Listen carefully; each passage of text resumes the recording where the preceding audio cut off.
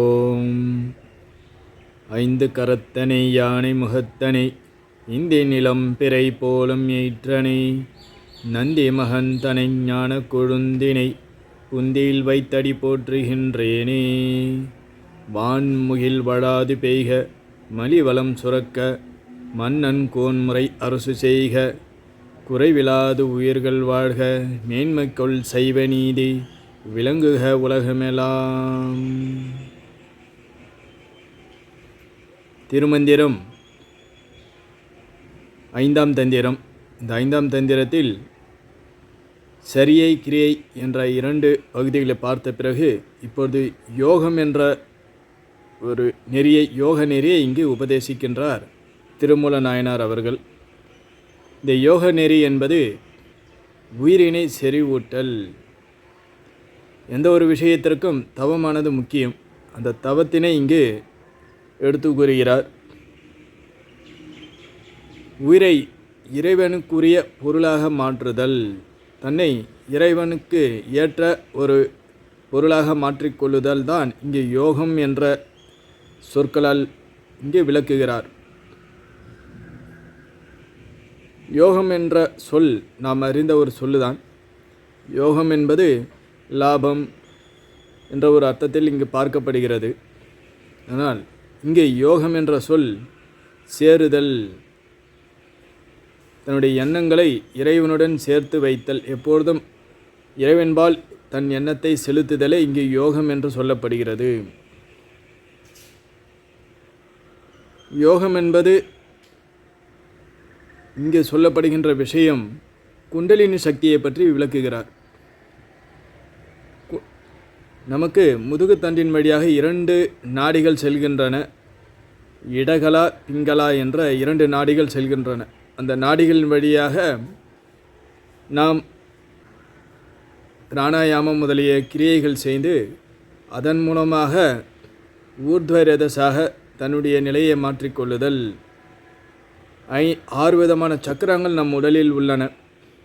இந்த சக்கரங்களில் மூலாதாரத்திலிருந்து ஆக்ஞை என்று சொல்லப்படுகின்ற இந்த அறிவு கண்ணை திறக்கும் வரையில் இந்த சக்கரங்களை ஒவ்வொரு நிலையிலும் நாம் தியானித்து இறுதியான நிலையாகிய தத்பரத்தை நாம் அடைதல் வேண்டும்.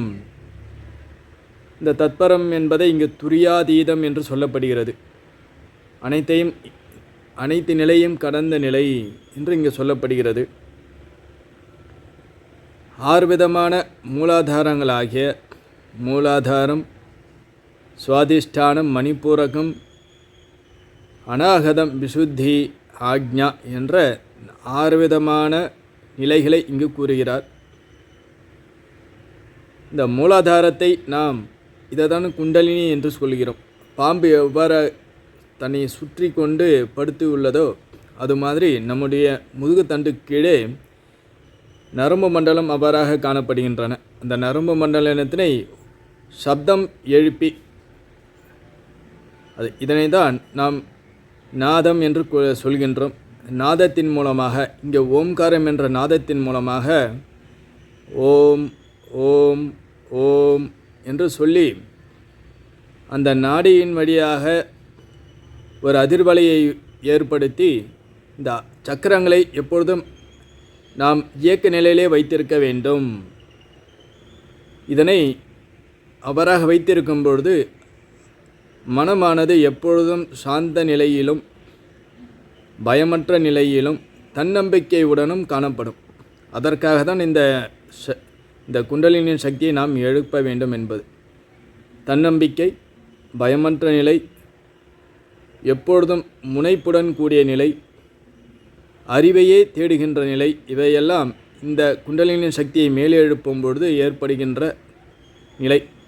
தார்மீகமான விஷயத்தில் மனமானது ஈடுபடும். தர்மமான விஷயம். இந்த மூலாதாரம் என்பது ஓங்காரம். இந்த ஓங்காரத்தை உச்சரிக்க இந்த சப்தமானது சுவாதிஷ்டானத்தில் நிலை பெறும். அடுத்த நிலையாகி சுவாதிஷ்டானத்தை கடந்து செல்லும். இந்த சுவாதிஷ்டானம் என்பது பூமி தத்துவத்தை குறிக்கின்றது.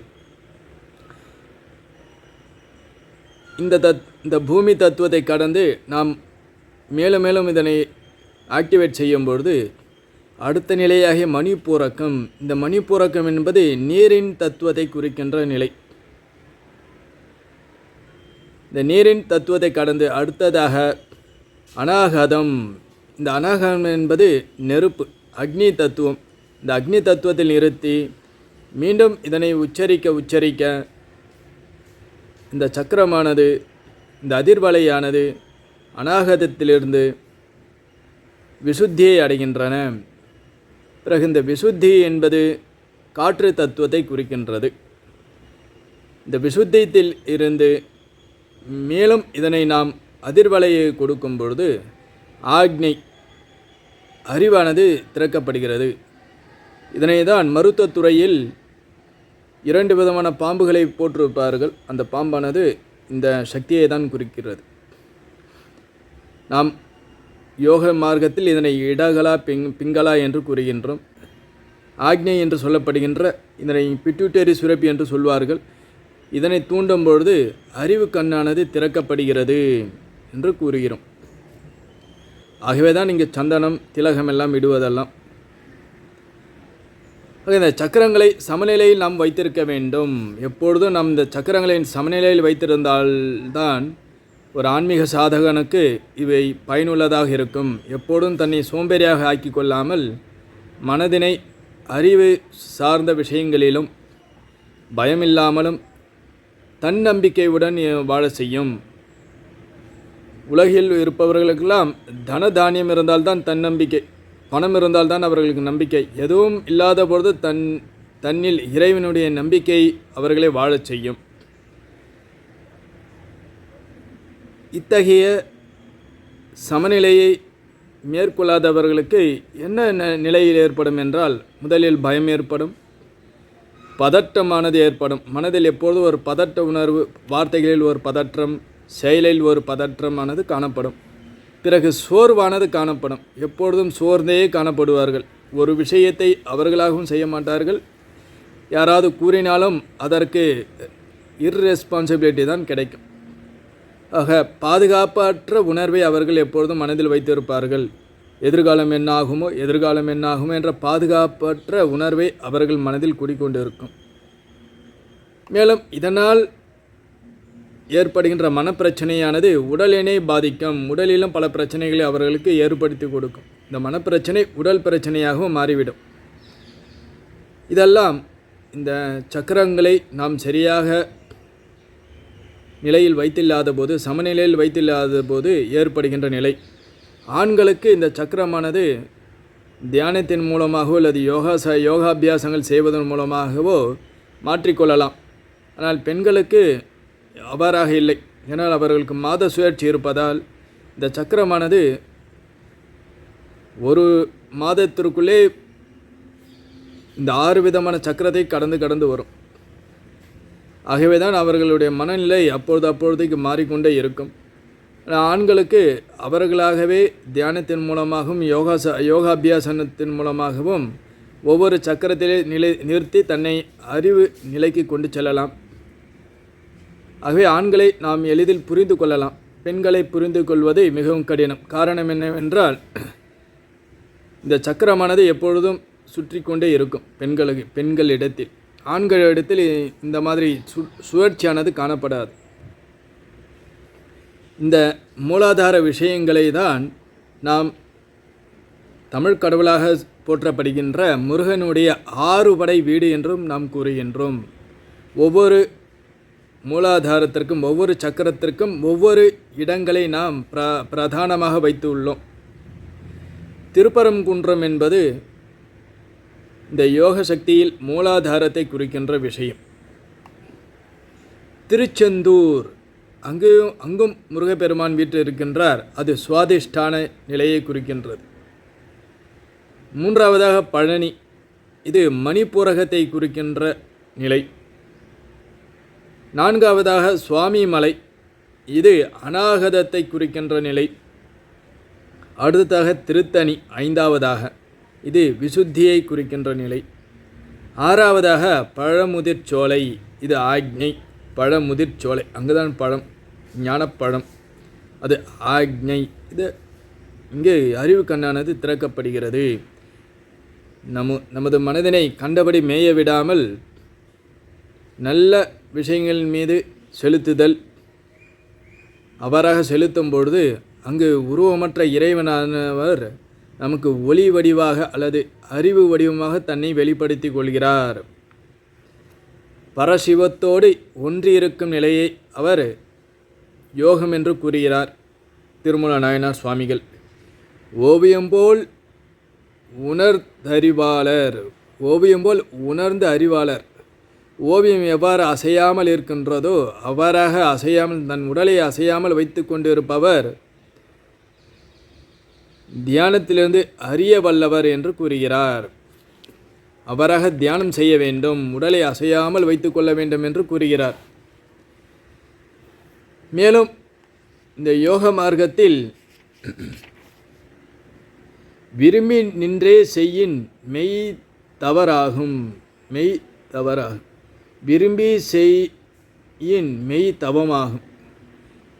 மெய் தவம் விரும்பி செய்ய வேண்டும். எந்த ஒரு தவத்தையும் நாம் விரும்பி செய்ய வேண்டும். அவ்வாறாக விரும்பி செய்வது தான் உண்மையான தவம் என்று இங்கு சொல்லப்படுகிறது. அவ்வாறாக விரும்பி செய்பவர்களுக்கு தத்துவமசி என்ற மகா வாக்கியமானது புலப்படும். தத்துவமசி என்றால் நீ அவனாகவே இருக்கின்றாய் என்ற அந்த மகா வாக்கியத்தினுடைய அர்த்தமானது நமக்கு விளங்கும் என்று கூறுகிறார். அதற்கு என்ன செய்ய வேண்டும்? மெய் தவம் செய்ய வேண்டும், மெய்யான தவம் செய்ய வேண்டும். பிறருக்காக இல்லாமல் தன் உள்ளத்தில் எழுந்தபடி உண்மையான இறைவன் மீது பற்று கொண்டு அவனை காண வேண்டும் என்ற ஒரு பற்றை தவிர மற்ற பற்று அனைத்தையும் விட்டு இறைவன் மீதே பற்ற வேண்டும். அதுதான் இங்கு மெய் தவம் என்று சொல்லப்படுகிறது. அவ்வாறாக செய்பவர்களுக்கு இறைவனுடைய காட்சியானது புலப்படும் என்று கூறுகிறார். மேலும் இந்த யோகத்தில் பலவிதமான சமயங்கள் உள்ளன என்றும் கூறுகிறார்.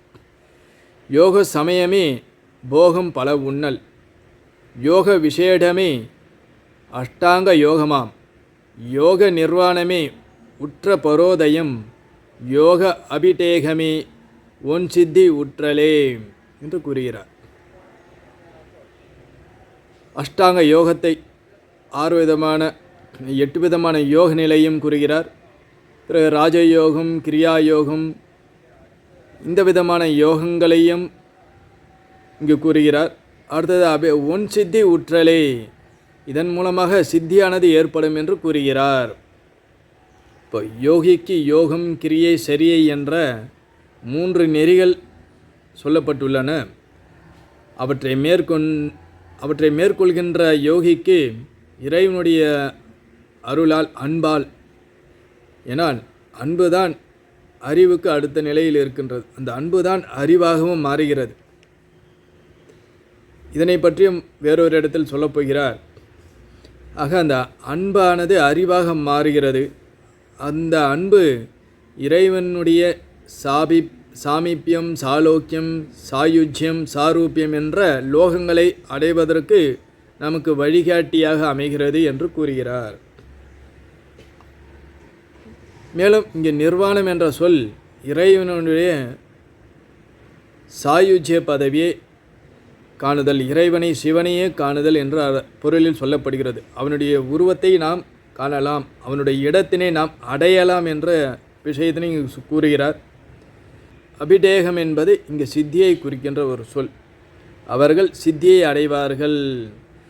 மேலும் எந்த யோகியானவன் தன்னை கடவுளுக்கு ஏற்ற கடவுளின் குழந்தையாக, we are children of God, we are children of Shiva, we are children of Narayana என்று எவன் ஒருவன் தன்னை கருதுகிறானோ, தன்னை இந்த உயிரை இறைவனுடைய சொத்தாக எவன் பாவித்து தியானிக்கின்றானோ அவனே யோகி ஆகிறான்.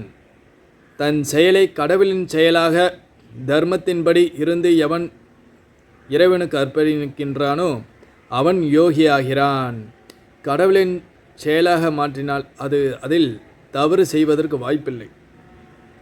எல்லா உயிர்களிடத்தும் எதிர்பார்ப்பின்றி எவன் ஒருவன் அன்பு செய்கின்றானோ அவன் யோகியாகிறான். ஆக அனைத்தும் ஒரு பொருளின் பல்வேறு வடிவங்களை என்று எவன் ஒருவன் அறிகின்றானோ அதுவே இறுதியான யோக நிலை என்ற சித்தாந்தத்தின் இங்கு காட்டுகிறார்.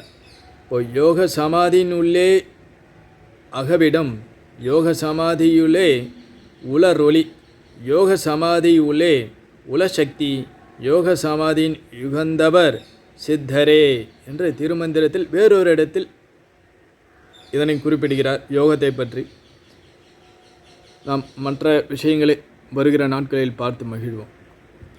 மூர்த்தியெல்லாம் வாடி எங்கள் மோனகுருவாடி, அருள் வார்த்தை என்றும் வாடி, அன்பர் வாடி பராபரமே. ஓம் சாந்தி சாந்தி சாந்தி. ஹரி ஓம் ஸ்ரீ குருபியோ நமஹ. ஹரி ஓம்.